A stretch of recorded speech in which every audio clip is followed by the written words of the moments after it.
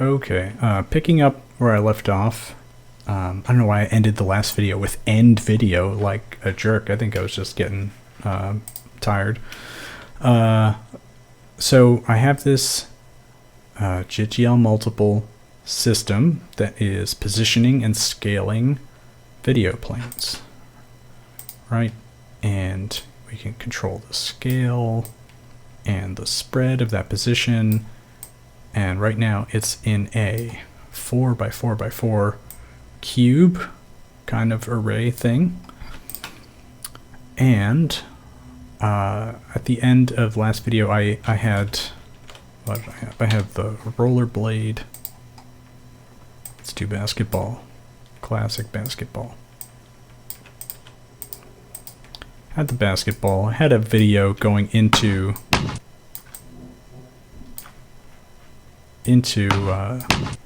our video plane. That's the texture for that video plane. Okay. So naturally I thought, how can I change what the texture is? How can I have them be different? That, you know, per instance. That's kind of the whole game with jit.gl.multiple, what it lets you do. So I guess first of all I'll show this, and I'll do a simpler thing and then a more complicated thing. So at first, let's say we've got two different videos we want to use. Right. Let's do these two right here. And we want two different textures. So GL texture, and what we're going to do is give it a name. So name this one A. I think it wants it. It should be more than one character. That's why I have it like that. And BB. Okay, and I do want both of them to be silent. Okay. So in jit.gl.multiple, what you can do is say at. You can add a third parameter here. So jit.gl.multiple 3 GL params position, scale, and texture is going to be the next one. And then you give it a list of available textures. So we're going to say AA and BB.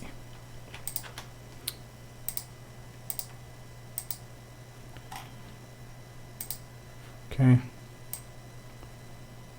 So right now it's on AA.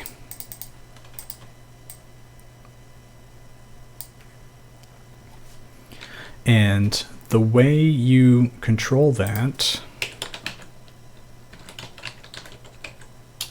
and I might have to open up another patch to see what I did here. So this is one I tend to just copy and paste. Okay, I found it. So this is what I use to do the thing I'm going to do. This is an example that comes from a Max user named Micron, or Rajan Kraveri. I think this Patreon is deactivated now, but they had some cool stuff up on it for a while, and this is one of the patches that they posted. And the main thing is right here. Yeah. So you take this little setup. This is just a multi-slider. Goes to jit.fill. It goes into this matrix to fill the matrix with the values. I guess it's a list value from the multi-slider. And you do need the same dimensions.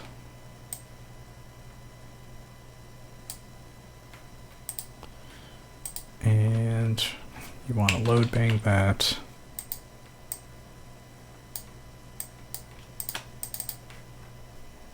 So you take the number, that's your dimensions, and in this case, you know, it's a 2x2 grid that I have. So I want 4 total sliders on this multi-slider. So I'm just squaring it there. So now on the first one, you can control what texture it's looking at.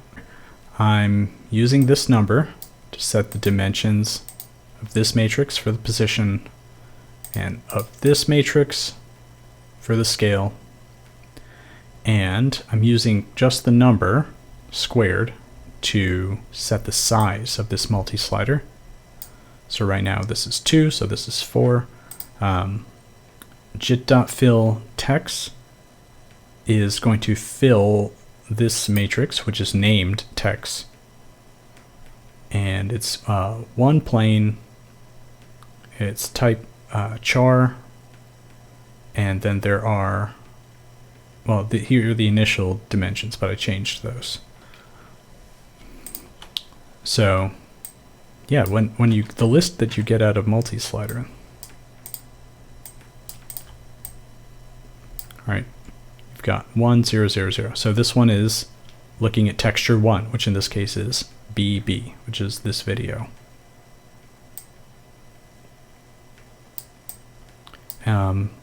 So you can play around with that, and it lets you, pick the texture. You can randomize it. You can have it, let's make a bigger grid and spread it out. Push it back a little bit. Right, so that way you've got some control now over the textures.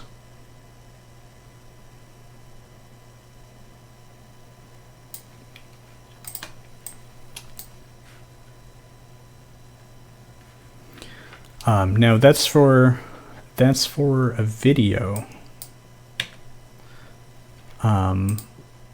Another idea I had, something I wanted to do with multiple was just using still images. So to do that, I'm actually going to use another example that I copied. And that is from the Amazing Mac Stuff channel, which is a great channel. Here's the example, and this is just wholly copied. I made a snippet out of it so I could do it whenever. This is up on his Patreon. You got to go and grab it. There's too many good patches on there.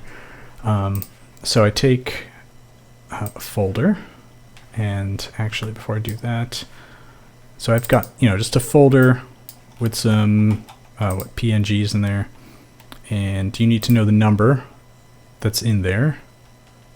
In this case, I know there's 23 there, so you set 23.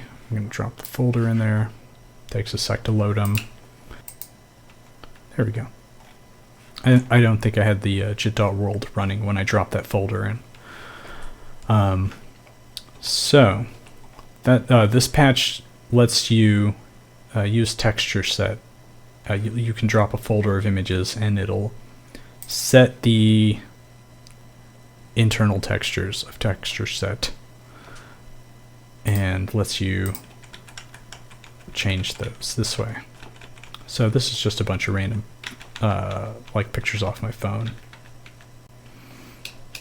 So let's say let's make another texture, and I'm going to call it CC. I'm going to add this here. Say CC.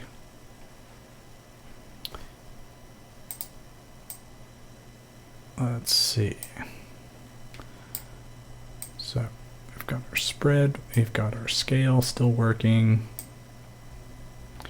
This thing still works, but now there's another texture we want. So I'm gonna send this into there.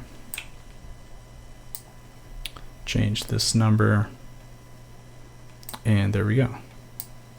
So now you can change this third texture. You can change this third texture around. Nope.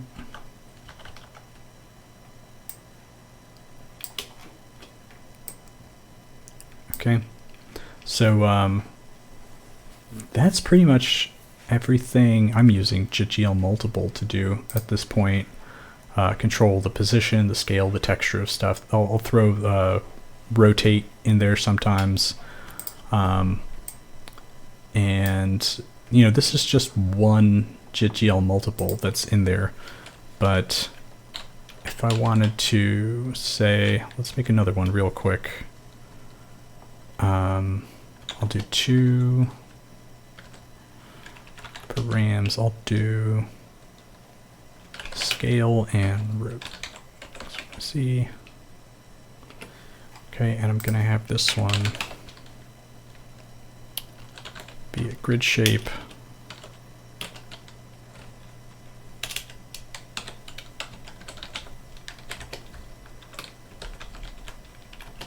Let's make it a donut. Let's give it like a thin little ring there.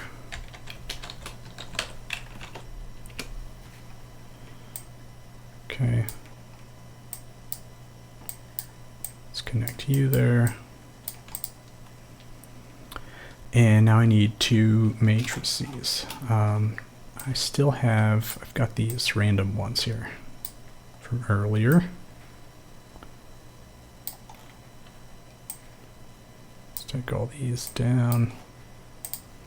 Send this one to be my scale and this one to be my rotate, and I'll have to fix something there, which I'll explain, but hey, there you go. So I definitely had to fix something there. As I was ending that last part, I don't know, I got confused and messed something up with the jit.gen here. To create the right kind of matrix for the rotate XYZ. Anyways, now that I figured that back out, all I wanted to do was to make another jit.gl.multiple system here using this torus, and just to show that you can, you know, have different ones of these come in and out, and just manage different types of objects and groups of objects like that. All I ended up doing here was sending the noise in just like I had it before, and changing the spread to 360 so that it's a random number between 0 and 360 on X, Y, and Z for all 3 of these. That way you just get random rotation for that shape.